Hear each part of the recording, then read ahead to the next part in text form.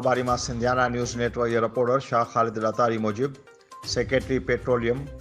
Marrion development committee deputy commissioner Sujawal Imtiaz Ali अबड़े चयो आहे त अवाम खे सेहत समेत घुर्बल बुनियादी सहूलियतुनि जी फराहमी ज़िले इंतज़ामिया जी अवलिन तरजीह में शामिल आहे। अहिड़ियुनि ॻाल्हियुनि जो इज़हार हिन chairman petroleum marine development committee Syed Ayaz Ali Shah Shirazi पारां